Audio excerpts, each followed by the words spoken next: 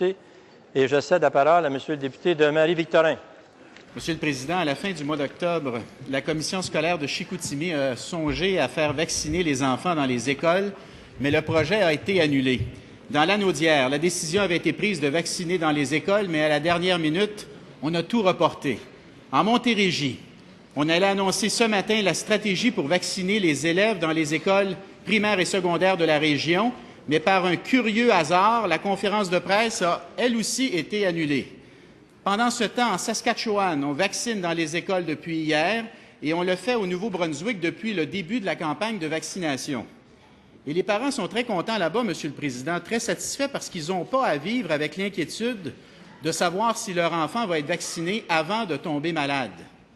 Monsieur le Président, est-ce que le ministre de la Santé peut expliquer aux parents du Québec pourquoi il est contre la vaccination des enfants dans les écoles? Monsieur le ministre de la Santé et des Services sociaux. Monsieur le Président, d'abord, c'est une question de logistique. Vous avez vu, nos centres de vaccination massive sont très bien organisés. On peut vacciner le maximum de personnes en minimum de temps.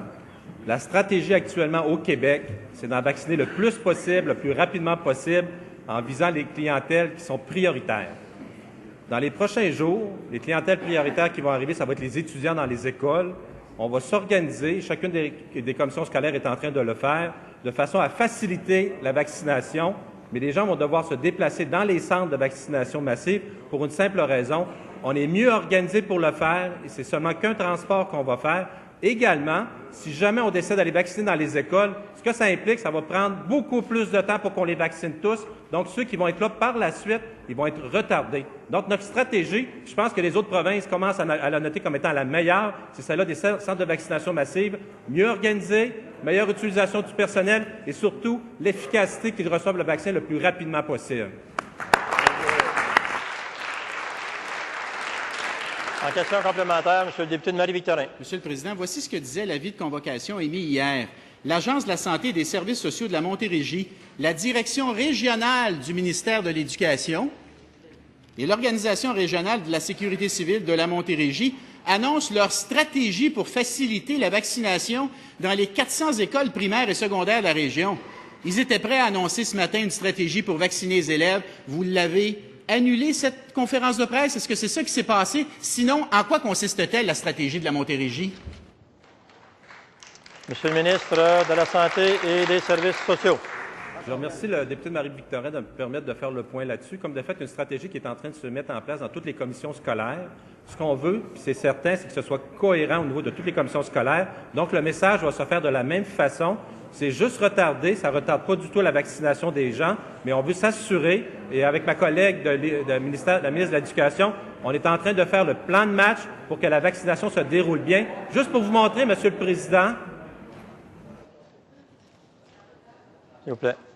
Monsieur le ministre.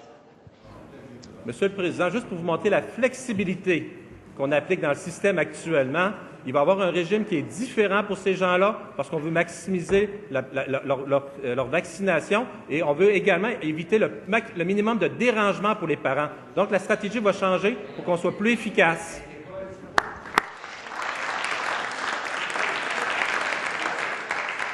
Monsieur le député de Marie-Victorin, en deuxième complémentaire. Monsieur le Président, il faut l'écouter, là. Il dit « Je retarde, mais ça ne retarde pas. J'annule, mais ça ne change rien. » Bien, voyons donc. Il y a des enfants qui auraient pu être vaccinés plus tôt et là, vous retardez la mise en place de la stratégie. On a toujours vacciné dans les écoles au Québec. Pourquoi est-ce qu'on ne continue pas à vacciner dans les écoles? Ils vont le faire au Lac-Saint-Jean pour 2000 élèves. Si c'est bon pour le Lac-Saint-Jean, si c'est bon pour la Montérégie, c'était bon pour la Naudière également, c'était bon ailleurs au Québec, pourquoi est-ce qu'on ne le fait pas rapidement, maintenant? Comment?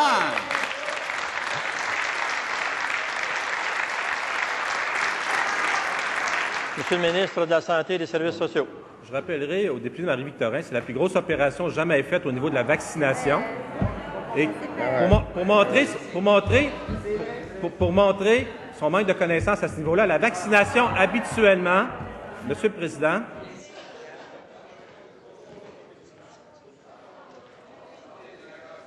S'il vous plaît, c'est trop bruyant pendant la réponse du ministre. Monsieur le ministre. Monsieur le Président, la vaccination habituelle dans les écoles se fait sur l'année scolaire. On a plusieurs mois pour le faire. Là, en quelques jours, quelques semaines, il faut vacciner toute la population scolaire.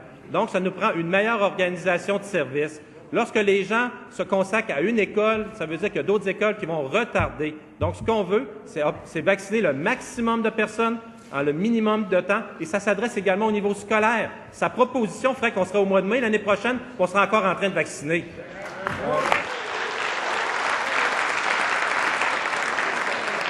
En question principale, Monsieur le député de Marie-Victorin. Monsieur le Président, depuis le début de la campagne de vaccination, nous apprenons que des personnes ont eu des passe-droits pour se faire vacciner. Quand ce n'est pas des détenus, ce sont des membres de conseils d'administration d'hôpitaux ou d'établissements, ou encore leurs familles, ou encore des membres de fondations de certains hôpitaux. Pourtant, le ministre de la Santé passe son temps à nous faire la morale en disant qu'il faut respecter l'ordre de vaccination.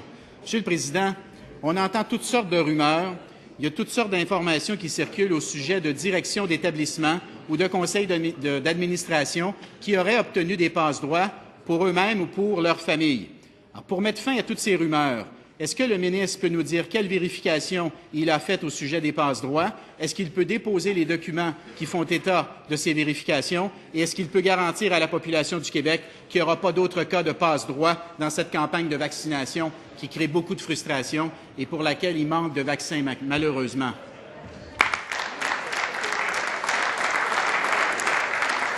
Monsieur le ministre de la Santé et des Services sociaux. Dans un premier temps, Monsieur le Président, vous comprendrez qu'en situation de crise, on met toute notre énergie pour d'abord s'occuper des affaires qui sont importantes pour la population. Donc, on s'occupe de la vaccination.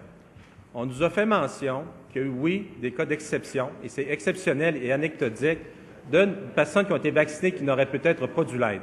Là, je voudrais rappeler l'histoire un peu de ce qui s'est passé au niveau de la vaccination.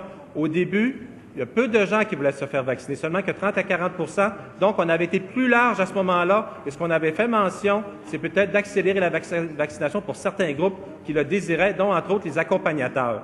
Depuis ce temps-là, on en est arrivé à une population qui va être plus vaccinée. Donc, on a restreint les règles. Et je peux vous dire, il n'y a jamais eu d'autorisation de passe-droit. On déplore la situation par rapport au passe-droit. Mais plutôt que de faire de la chasse aux sorcières, nous allons plutôt nous consacrer toute notre énergie pour les patients qui, actuellement, ont besoin de la vaccination puis ont besoin de soins.